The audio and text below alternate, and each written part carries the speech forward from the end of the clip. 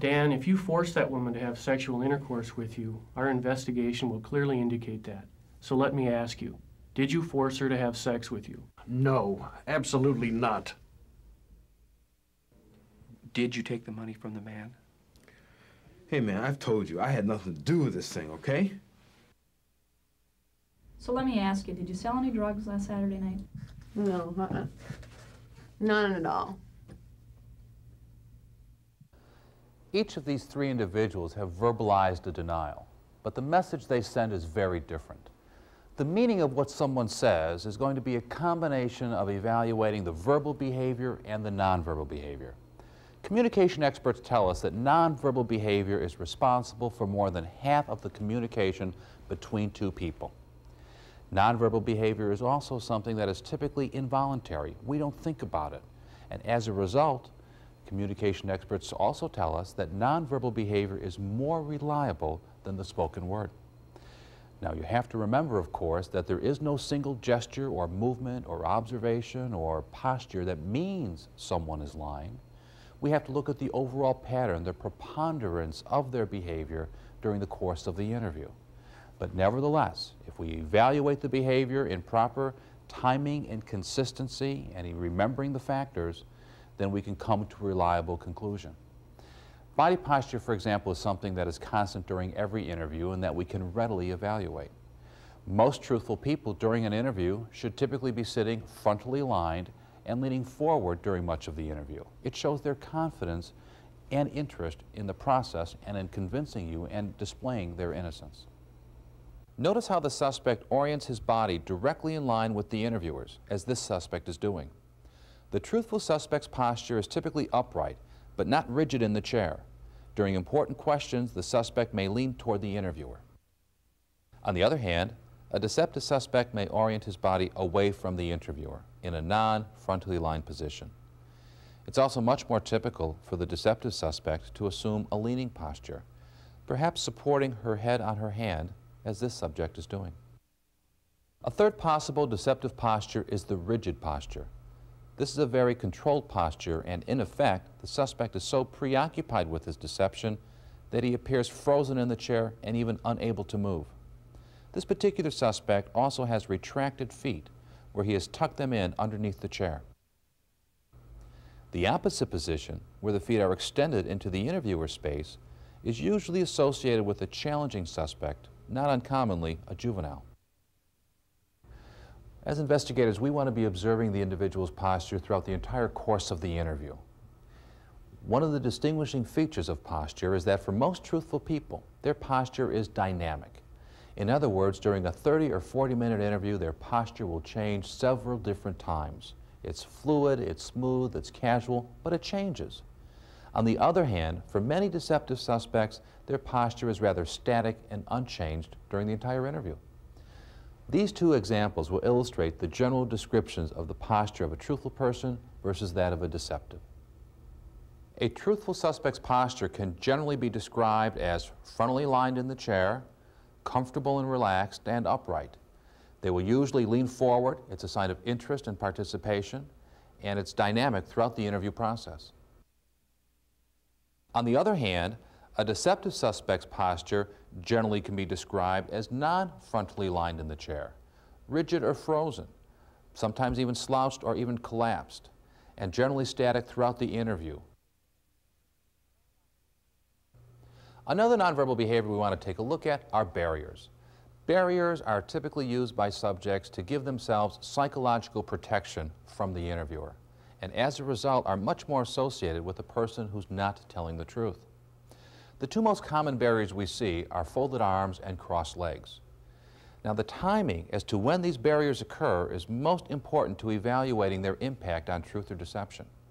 For example, in the next two illustrations we're going to see, each subject moves into a barriered posture after they were asked the critical question. Why do you think Bob said he saw you selling marijuana? Hey, come on, how should I know?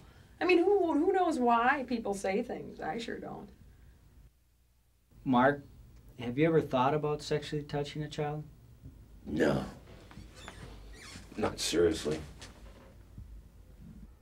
Another area of nonverbal behavior that we want to discuss includes grooming gestures, personal gestures, and protective gestures. All three of these are physical activities many deceptive people engage in to either disguise a delay before they answer or to relieve themselves of some of the anxiety that occurs when they lie. When we talk about protective gestures, we're talking about such activities as the person putting their elbow on the desk next to them perhaps, their chin in their hand, and sitting there like this for the next 15 or 20 minutes without moving. Totally inappropriate behavior for the interview. Or they may be the individual who hides their eyes when they answer a question by using their hand as a shield. Or the individual who tries to mask their answer by holding their hand over their mouth when they answer your question, almost hoping that you don't hear what they say. When we talk about grooming gestures and personal gestures, we're talking about such things as dusting the jacket, picking lint off of a sleeve, perhaps fixing the tie, perhaps stroking the back of the hair, stroking the chin in phony deliberation, trying to think of what to say. All of those activities in and of themselves don't mean a person's lying, but when you see them happen in conjunction with an answer to a key question, you should question the integrity of that response because it very well may have been something less than the truth. Let's take a look at a couple of illustrations that show us what these gestures look like during an interview. Last Friday, were you with Fred at all? I worked late that night. I didn't stop by his place at all. Well, did you talk to Fred last Friday night? I don't recall having any conversation with him. This next case illustrates an individual who is using grooming gestures in an effort to relieve themselves of the anxiety that is associated with their lie. Crystal, about the drugs that were found in your house that you say were left by friends, did you ever use any of these drugs? No, I mean, I didn't even know they were there until the search. You say you didn't use any of the drugs. Did you ever see the drugs? No, I told you I didn't know they were there until they searched the house and found them. Most truthful people do not use grooming, personal, or protective gestures when they answer key questions, but they do use their hands when they talk. And these hand movements are typically referred to as illustrators. Truthful people use their hands, use illustrators to emphasize a point, to express sincerity, or to recreate the physical activity that they're describing. Mary, why don't you just tell me what happened last Friday night? Well, he approached me from behind and pushed me to the ground, and he had something in his hand, a knife or a tool of some sort, and he told me if I screamed he'd hurt me. And then after he finished having sex with me, he told me that not to tell anyone. And well, I was crying and I went home. Because the use of illustrators is so common, even habitual, in most conversations, the deceptive person may just use token illustrators during an interview. These might just be hand or wrist movements instead of the whole gesture. The following is an example of token illustrators. Mark, why do you think she's saying this about you? I have no idea. Really, kids are just tough to figure out sometimes. Mark, is she lying when she says you touched her vagina? Yeah. I know she is. The last area of nonverbal behavior that I want to discuss today is eye contact. How well does the person maintain eye contact when they answer key questions? First of all, we have to set the background. In a conversation between two people who really don't know each other, which is the case of most of our interviews with suspects, mutual gaze should be maintained about 30 to 60% of the time. It's not absent, but it's not totally constant either. Our focus is going to be on how does the person look when they answer the key questions. Each of us has our own level of eye contact that we typically maintain with another person. So we want to begin our interviews with non-threatening questions so that we can watch and establish the normal eye patterns of this individual person. So then, as the interview progresses and as we get into the key questions, we can see, do they look us directly in the eye when they answer, or do they avoid our eyes by looking down or off to the side or perhaps up in some way? Most truthful people maintain direct eye contact. On the other hand, oftentimes the deceptive avoids our eyes or looks to the side when they answer. In the following example, we'll see an illustration of a typically deceptive person who avoids eye contact on the key questions. Tom, what do you think should happen to someone that leaves a scene of an accident where a pedestrian was hit? I don't know. I'm not a judge. Tom, do you think under any circumstances that someone should be given a second chance? It would depend on the circumstances, you know, what all was involved. Tom, why wouldn't you do something like this? You could get caught, thrown in jail.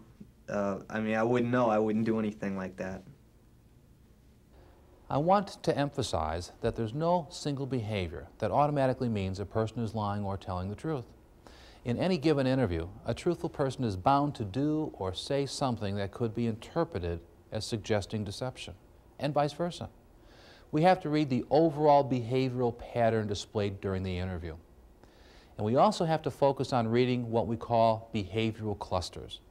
Not just single isolated gestures or statements, but the entire group of activities that occur when a person answers a question. The cluster of behavior that we see. Let's take a look at the following illustration to see what a behavioral cluster looks like and to try to evaluate everything simultaneously. Mark, would you be willing to take a polygraph examination regarding the issue of whether or not you sexually touched this girl? Polygraph? Yeah, sure. I guess I wouldn't object to that. When they ask you whether or not you sexually touched this girl, what do you think the results of the test will show? How should I know? I've never taken a polygraph test before. I don't know how they work. How accurate is the interpretation of a subject's nonverbal behavior during an interview? Research suggests an 80 to 85% accuracy range.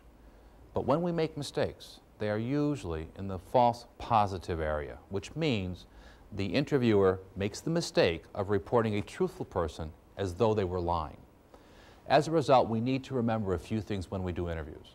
Number one, if the verbal and nonverbal behavior displayed by the subject during the interview is consistent with the person who's telling the truth, you can usually put a high degree of reliability, of confidence into that assessment.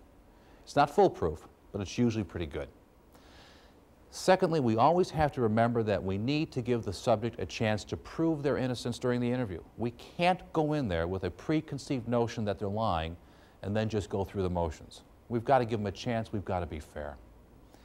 We learned in the prior program that verbal behavior is usually very controlled. We think before we speak.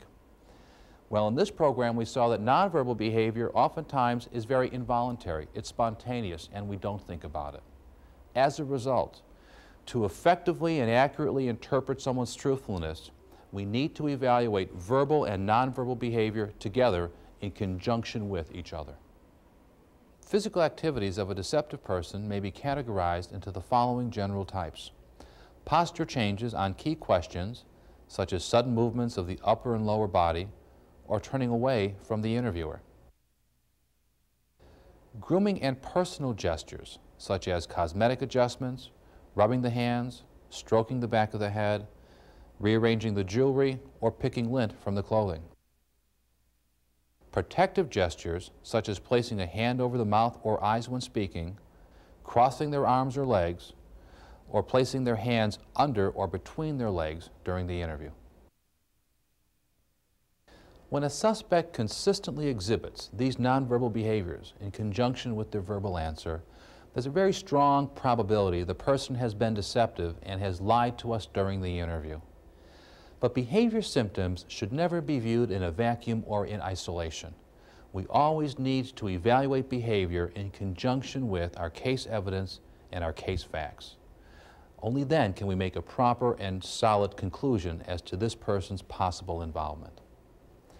Now, on the next tape, we're going to talk about the Reed 9 steps of interrogation and show you how we take a person from the stage of denial to the first admission of guilt, eventually to the complete confession.